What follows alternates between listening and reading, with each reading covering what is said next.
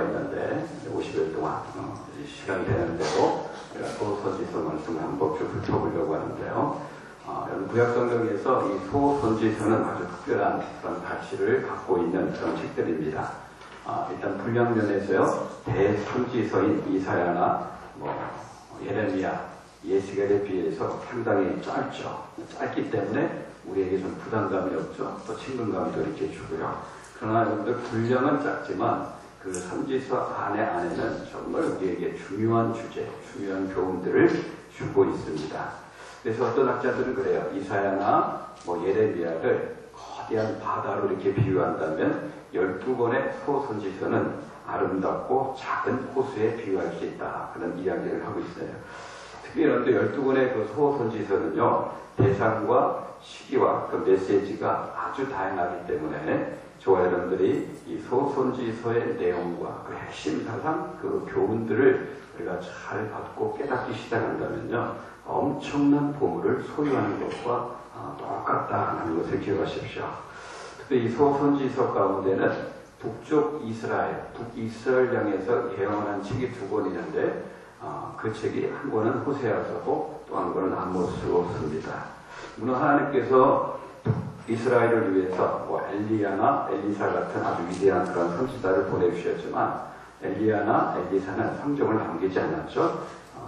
그런데 이 호세와 아모스 같은 선지자는 이스라엘을 위해서 예언의 그런 글을 지금 남겨놓은 겁니다. 뿐만 아니라 하나님은 이 미가서를 통해서는 남쪽 유다를 향한 종교 개혁적인 그런 말씀을 우리에게 남겨주고 있고, 또 연하서를 통해서는 이방인의 구원을 위해서 하나님께서 어떤 일을 준비하고 계셨는지 그 예언의 말씀을 또 남겨주고 있습니다. 또 유다 백성에게 가시 역할을 하던 에돔 족속이 있는데 그 에돔 족속의 멸망을 오바댜서에서 또 예언하고 있고요. 우리가 잘 아는 성령께서 오실 것, 성령을 통해 주신다는 그 예언의 말씀이 또 요엘서에 예언되어 있고, 또 아수르의 수도인 니느웨가 멸망당할 것이다 하는 것을 나훔서에 또 예언을 하고 있어요. 그리고 예루살렘의 멸망과 부흥을 또 하박국서를 통해서 또 예언하고 있고, 학계서나 스가랴서나 말라기서를 통해서 포로 후기의 그 백성들의 영적 상태가 어떠한지를 우리에게 지금 보여주고 있는 거예요. 여러분들 소선지서를 하나하나 이렇게 우리가 살펴보면 저와 여러분들이 신앙생활할 때 마음속의 대세계에 대해 신앙의 중요한 그런 교훈들이 이 소선지에 잘 담겨져 있어요. 물론 우리가 소선지를 같이 보지만 한 절 한 절 다 살펴볼 수는 없어요. 시간이 짧기 때문에 메시지를 전할 수 있는 시간이 짧기 때문에 하여튼 한 장 한 장을 보면서 거기서 중요한 교훈들을 저희들이 이렇게 좀 받을 수 있는 그런 교훈들을 같이 한번 살펴보려고 합니다. 그런 걸 여러분도 축복합니다. 50일 기도 대행진에 여러분들 참석하셔서 이 소선지서 말씀을 같이 이렇게 보면서 여러분들 교훈도 받으시고, 또 책망 받아야 될 부분들이 있다면 이 말씀을 통해서 책망도 받으시고, 또 위로와 격려도 함께 받는 귀한 시간이 되시길 주님의 이름으로 축복합니다. 네. 그럼 12권의 소선지서 중에 제일 앞부분에 나오는 선지서가 오늘 저와 여러분들이 이제 읽었던 호세아서입니다. 여러분, 왜 하나님께서 12권의 소선지서를 우리에게 주셨는데 이 호세아서를 제일 앞부분에 배열해 놓은 그 이유가 어디에 있을까? 연대기 순으로 호세아가 제일 빠르기 때문에 그랬을까요? 근데 호세아보다 아모스가 연대기도 더 빠른 선지자예요. 그렇게 따지면 아모스서가 먼저 나와야 돼요. 그러면 분량면에서 호세아서가 제일 긴 장이기 때문에 제일 먼저 나왔을까요?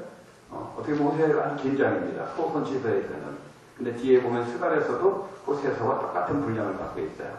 그런 이유 때문에 이 호세아서가 제일 먼저 나온 게 아니라 하나님이 어떤 목적을 갖고 12권의 소선지 중에 이 호세아서를 제일 앞에 배열해놨는데 그 이유가 뭐냐면 미국의 제임스 몽고베리 보이스라는 아주 유명한 그런 목사님이 있는데 그 목사님이 이 호세아서가 제일 먼저 나온 이유를 신학적으로 이렇게 설명을 하는데 한번 읽어드릴게요. 아마도 하나님께서 호세아 선지자를 성경의 다른 선지자들보다 앞서서 우리에게 소개하고 싶어 하신 가장 큰 이유는 호세아서가 전달하고 있는 메시지의 중요성 때문일 것이다. 호세아서는 성경에서 2번째로 위대한 스토리를 담고 있다. 성경에서 가장 위대한 스토리는 당연히 예수님의 십자가 사건이다. 호세아가 두 번째로 중요한 메시지를 담고 있다고 말할 수 있는 것은 그리스도의 십자가 사랑의 스토리를 이 책에서 예언적으로 보여주고 있기 때문이다. 무슨 말씀입니까? 무슨 의미죠? 호세아서에 나타난 하나님의 사랑을 저와 여러분들이 바르게 이해할 때 십자가에 나타난 하나님의 사랑도 우리가 바르게 깨달을 수 있다. 예수님의 십자가의 그 사건이 가장 위대한 스토리라면 구약의 호세아서는 그 십자가의 사랑을 미리 예언해 놓은 그런 부분이기 때문에 12권의 소선지서 중에서 제일 앞부분에 이 소선지서를 갖다 놨다 그렇게 이야기하는 겁니다. 그렇기 때문에 여러분들 이 소선지서가 호세아서가 아주 중요한 거예요. 여러분들 좋아하는 특별히 이 호세아서를 읽을 때 가장 먼저 우리의 시선을 사로잡는 게 뭐냐면 결혼이라는 주제입니다. 결혼이라는 주제. 호세아 선지자는요, 다니엘처럼 뭐 사자굴에 들어가서 극적으로 건진받는 그런 경험을 한 선지자가 아니에요. 뭐 이사야처럼 성전 안에 들어갔다가 그냥 하늘이 열리면서 보좌에 앉으신 하나님이 보이고 천군 천사들이 날개짓하면서 거룩하다, 거룩하다, 거룩하다 하면서 영광 가운데 하나님을 만난 그런 경험이 있는 것도 아니고 에스겔 선지자처럼 폭풍 가운데 임하시는 하나님을 만난 그런 경험이 있는 선지자도 아니고 호세아 선지자는 어떤 선지자냐면 한평생 불행한 그런 결혼 생활을 유지한 그런 선지자입니다. 여러분들 한번 생각해 보세요. 옛날에 그 조그만 마을은요, 그냥 소문이, 조그만 마을은 다 서로 다 알지 않습니까? 한 몇십 명밖에 안 사는 그런 조그만 마을이 있는데 그 마을에 결혼하지 않은 어떤 아가씨가 있는데 행실이 너무 나쁜 거예요. 평소에 얼마나 음란하고 음탕한지 동네 사람들에게 소문이 다 나 있는 아가씨가 있는 거예요. 그런 아가씨가 있다면 결혼할 수 있을까요? 없을까요? 동네 사람들한테 이미 다 그게 찍힌 여자예요. 음란하고 음탕하고 그렇게 다 찍힌 그런 여자가 있는데 어떻게 결혼할 수 있겠어요? 그 조그만 동네에서. 누구도 그 여자와 결혼할 생각을 하지 않아요. 그런데 어느 날 하나님께서 호세아 선지자에게 명령을 하시는데 그 여자와 결혼하라는 거예요.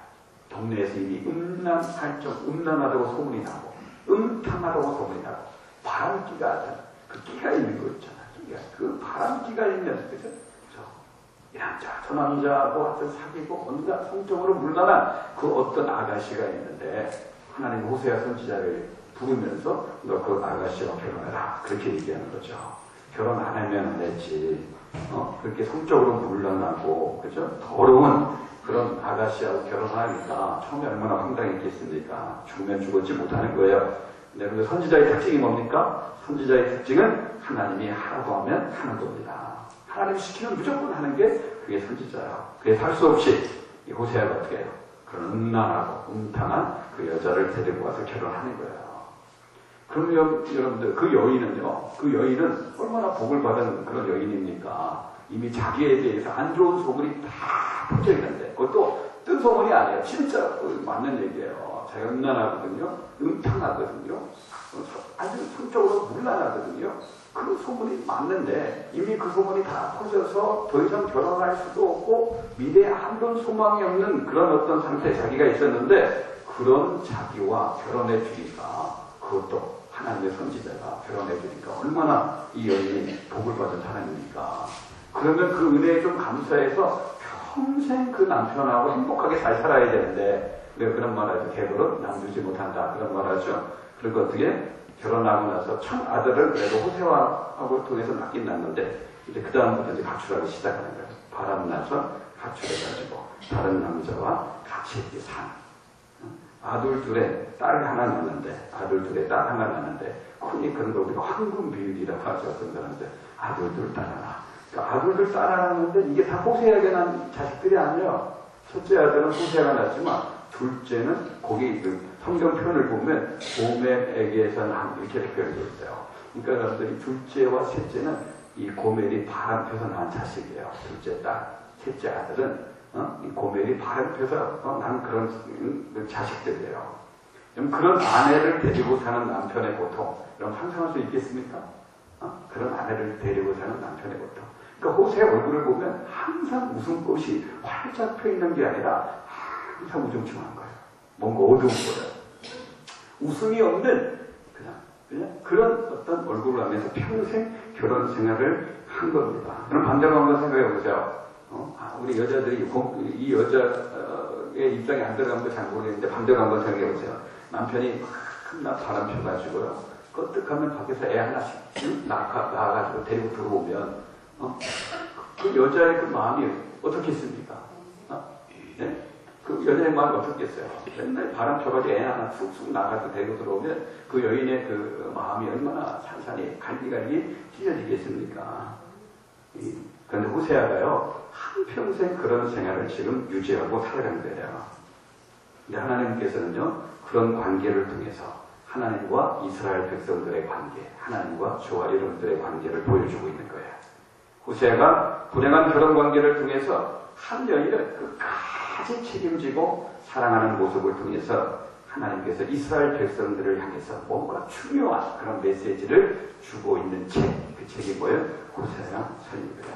어떤 메시지를 줄까요? 호세아와 여기 나온 그 여자 이름이 뭡니까? 고멜이라는 여자죠. 호세아와 이 창기와 같은 삶을 살았던 고멜이라는 여자의 관계가 누구와 누구와의 관계예요? 하나님과 이스라엘 백성들과의 관계죠. 호세에 해당되는 분이 누구예요? 우리 하나님이죠. 하나님은 호세에 해당되는 거고, 이스라엘은 어떻게? 가출해서 바람 피우고 온갖 음란과 음행을 저지르고, 하여튼 남편 속 있는 대로 썩이는 고멜. 이 고멜이 누구예요? 이스라엘 백성. 이 고멜이 또 누구예요? 저와 여러분들인 거죠. 하나님은요, 호세아처럼 이스라엘을 끝까지 사랑하고 끝까지 책임져 주시겠다는 그 메시지를 이 호세아서를 통해서 우리에게 주고 싶은 겁니다. 여러분들 1절에 한번 보면 호세아 선지자가 활동한 시대가 나와. 1절에 한번 보면 우시아와 요담과 아하스와 히스기야가 이어 유다왕이 된 시대. 그러니까 유다 시대는요, 4명의 왕이 이렇게 이제 번갈아 가면서 우시아가 죽고 요담이 왕이 되고, 요담이 죽고 아하스가 왕이 되고, 아하스가 죽고 히스기야가 왕이 됐어요. 근데 북쪽 이스라엘은 어떻게 됐냐? 요아스의 아들 여로보암이 이스라엘의 왕이 된 시대. 유다에는 4명의 왕이 이렇게 서는데, 이스라엘 나라는 여로보암이라는 한 왕이 다스리는 그런 때예요. 북쪽 이스라엘은 여로보암 왕이 다스리고 있을 때, 그때 호세아에게 여호와의 말씀이 임했다. 그럼 여로보암 그러면 혹시 여러분들 구약 성경을 잘 읽은 사람 가운데는 그 느호보암 이하로 솔로몬이 죽고 나서 느호보암 이후로 나라가 2개로 갈라지죠. 그래서 남유다는 누가 왕이 돼요? 느호보암이 왕이 되는 거고, 북쪽 이스라엘은 누가 왕이 돼요? 여로보암이 왕이 돼요. 근데 그 여로보암이 이 여로보암이 아니에요. 이 여로보암은 그때 그 여로보암의 아마 이 여로보암 왕은 그 여로보암 왕을 내가 좀 본받고 싶다 해가지고 이름을 똑같이 지은 왕인데 흔히 해서 여로보암 2세라고 해요. 여로보암 2세. 이 여로보암 2세 때 지금 호세에게 하나님의 말씀이 임한 거예요. 여로보암 2세 때가 북이스라엘 나라 가운데 가장 번성했던 때예요.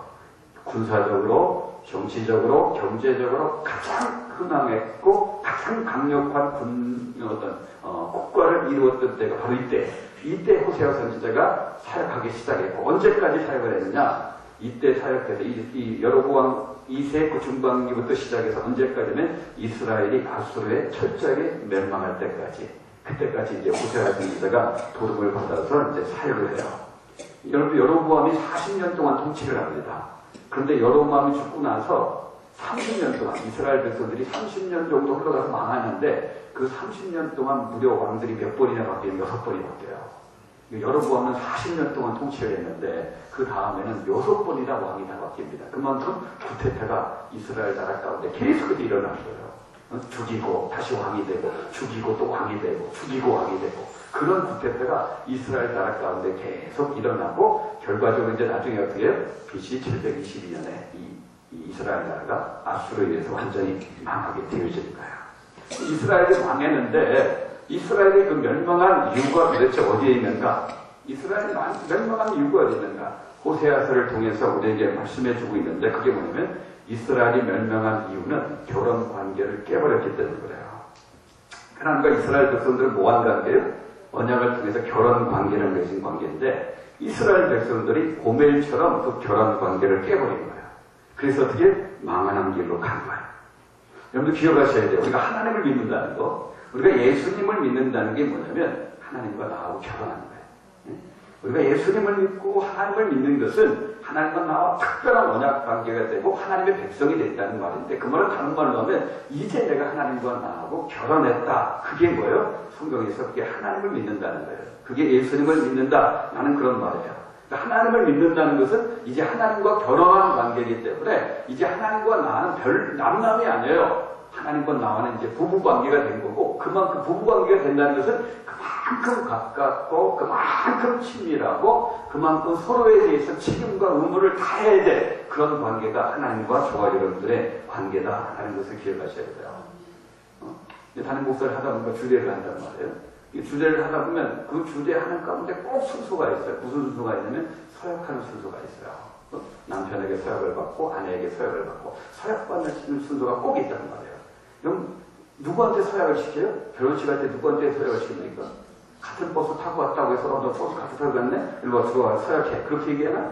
같은 고향 출신이라고, 같은 뭐 초등학교 출신이라고, 너희들 학교 같으니까, 너 고향 같으니까 와서 둘이 서약해. 뭐 우연히 길을 가는데 같은 방향 간다고 길이 같은 방향 가네? 들어와야 돼. 서약해. 그런 거 하나요? 아니죠. 누구한테 서약을 시켜야 돼?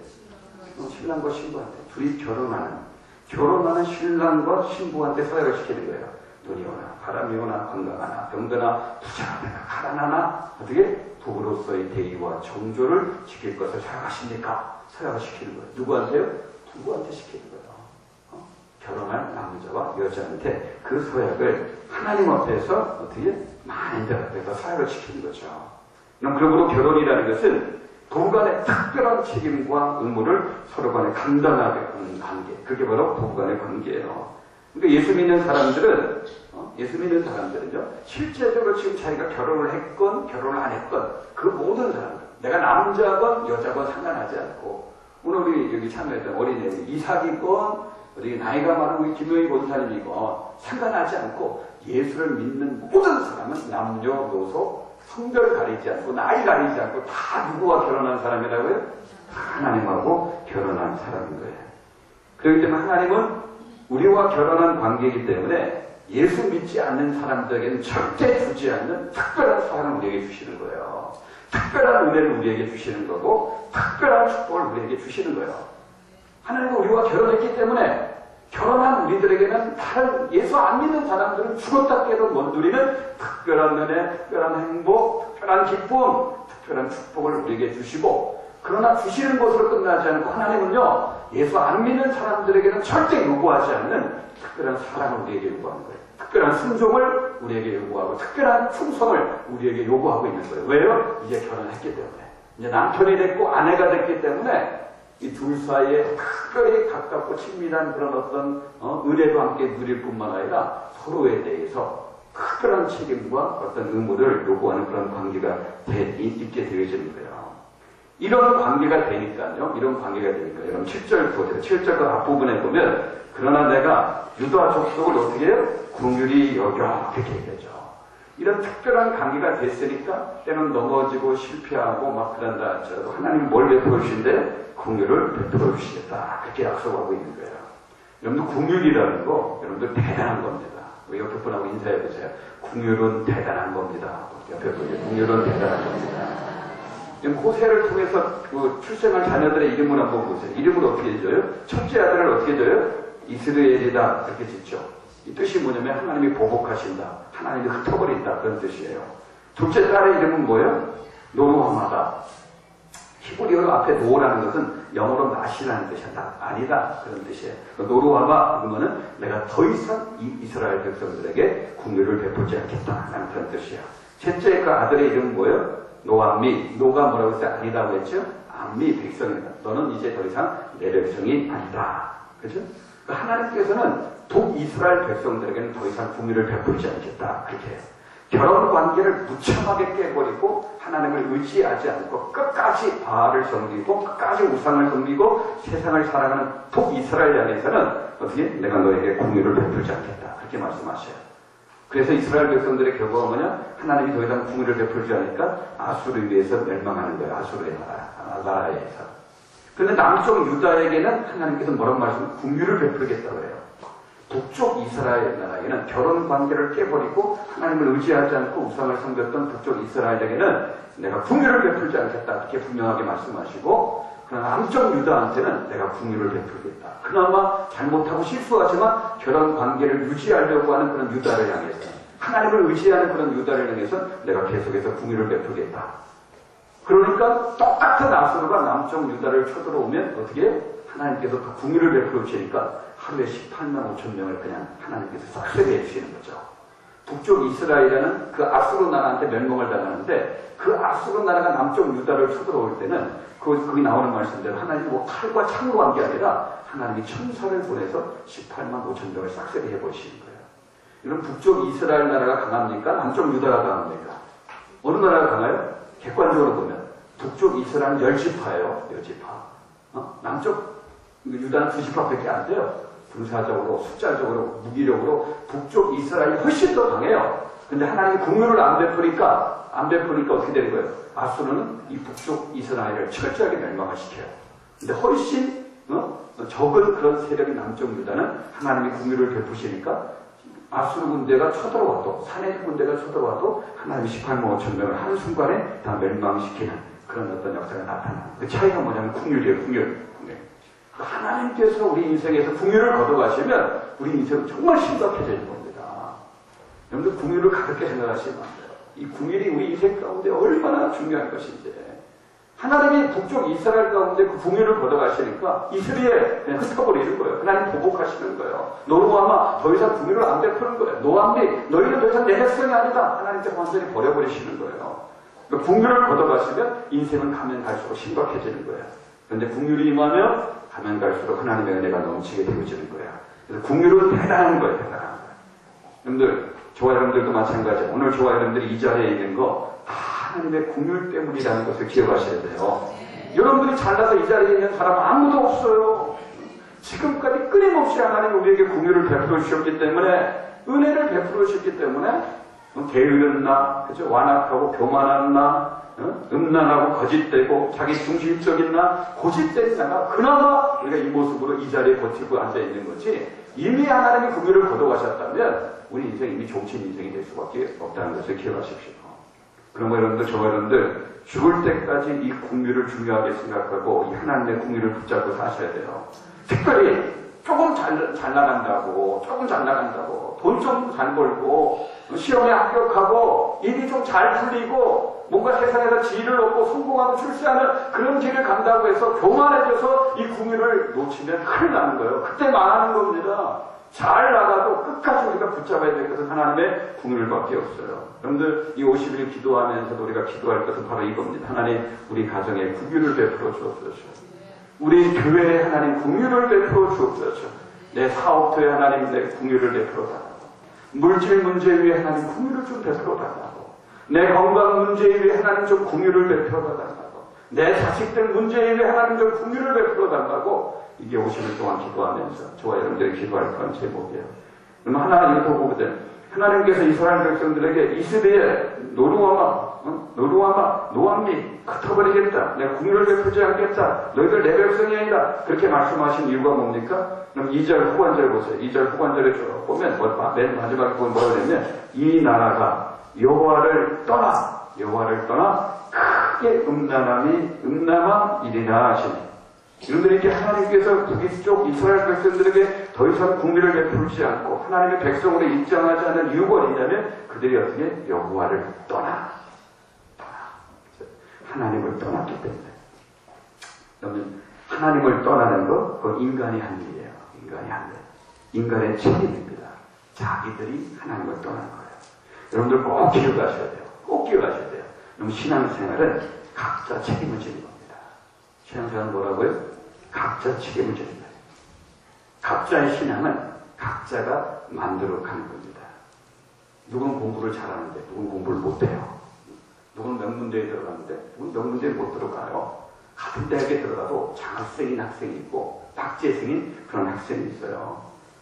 이게 다 뭡니까? 다 자기가 만드는 거예요. 자기가 그 모습을 만드는 거예요. 그럼 신앙생활도 마찬가지예요. 신앙도 다 각자 만드는 거예요. 남이 만들어주는 게 아닙니다. 물론 서로 도움을 주고받을 수 있을지 모르지만 각자의 신앙은 각자가 만드는 거예요.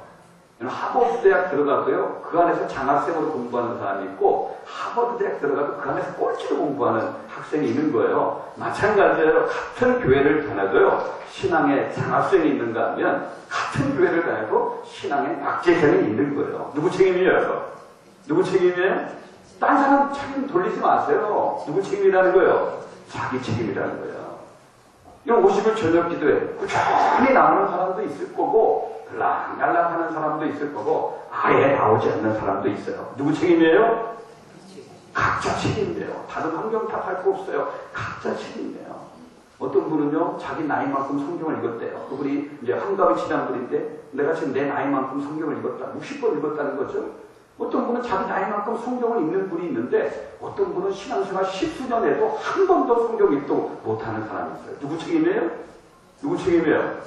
자기 책임이에요. 각자 자기 책임인 거예요. 어떤 분은 진짜 하나님 나라 확장하기 위해서, 영혼 구원하기 위해서 그렇게 수고하고 기도하면서 매년 적게는 몇 명, 많이는 뭐 10명이 넘는 그런 영혼들을 이렇게 매년 이렇게 하나님 앞에 인도하는 사람이 있고, 어떤 사람은 지금까지도 자기가 신앙생활 모태에서 태어나가지고 지금까지 신앙생활을 하는데도 한 명도 하나님 앞에 영혼 구원 못한 사람도 있어요. 누구 책임이에요? 자기 책임이에요. 어떤 사람은 열정적으로 신앙생활하는 사람이 있고, 어떤 사람은 그냥 미지근하게, 계속 미지근하게 신앙생활하는 사람이 있어요. 그것도 누구 책임이에요? 각자 자기 책.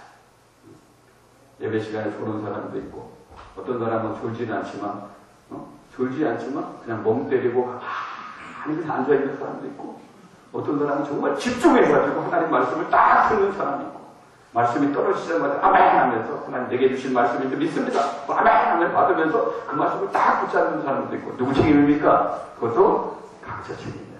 각자 책임. 그럼 태어날 때부터 꼴찌로 태어난 사람은 없어요. 네? 태어날 때부터 낙제상으로 태어난 사람은 없습니다. 태어날 때부터 미지근하게 태어나는 사람은 한 사람도 없어요. 살면서 자기가 그렇게 만들어가는 거예요. 살면서 자기가 그렇게 만들어가는 거예요. 혹시 저와 여러분들의 모습이 미지근한 상태고, 신앙의 어떤 낙제상의 그런 모습이고, 뭘 하든지 꾸준하게 일관되게 신실하게 하지 못하고 날라가면서 그런 어떤 모습이 내 모습이라면, 여러분 이거 기도하면서 그걸 다른 사람의 책임을 돌리지 말고, 그게 내 모습이라면 솔직하게 인정하고, 이게 내가 내 모습을 이렇게 만들었다, 내 신앙의 모습을 내가 지금까지 이렇게 만들었다, 그렇게 하나님 앞에 인정하고요. 그러면 이번 기도회를 통해서 그런 모습들이 있다면 고쳐보려고 하는, 그런 모습을 좀 뜯어 새롭게 바꿔보려고 하는 그런 노력들이 저와 여러분들에게 있기를 다시 한번 주님의 이름으로 축복합니다. 그래서 우리 50일 기도회가 끝난다면은 이 신앙의 낙제상의 모습들이 좀 신앙의 장학생으로 좀 바꿔지고요. 들락날락하는 그런 어떤 모습들은 좀 이게 없어지고, 뭘 하나 하더라도, 주님을 위해서 뭘 하나 하더라도 들락날락 다 했다, 그게 아니라 꾸준히 충성되게 미지근한 게 아니라 열정적으로 주님을 섬기는 그런 모습으로 저희들이 바꿔지는 놀라운 축복이 있기를 주님의 이름으로 축원합니다. 축원합니다. 우리 한번 들은 말씀 붙잡고 같이 기도하고 돌아가기 원합니다. 이 시간 기도할 때 들은 말씀 기억나는 말씀, 여러분 특별히 하나님과 우리와의 관계는 특별한 관계입니다. 특별한 관계. 그럼 결혼한 관계예요. 이런 신앙생활 잘하는 비결이 여기에 있어요. 하나님과 나와의 관계를 제대로 분명하게 확실하게 믿는 거, 하나님과 나와는 결혼하는 관계다. 결혼한 관계이기 때문에 서로에 대해서 책임과 의무를 다해야 돼요. 우리 신랑 되신 하나님, 신랑 되신 예수님 앞에 내가 책임과 의무를 다해야 되고, 순종과 사랑과 신실함을 하나님 앞에 드려야 되는 거예요. 하나님, 정말 내가 하나님과 나와 결혼한 관계라서 내가 한순간도 잊지 않고 우리 신랑 되신 하나님 예수님 앞에 대의와 정도를 잘 지키며 그 신랑 되신 예수님 앞에 충성과 순종을 다하며 살 수 있게 해달라고. 그래서 신랑 되신 예수님이 나에게 주시는 특별한 사랑과 은혜와 축복을 받아 누리게 해달라고 같이 기도했으면 좋겠고,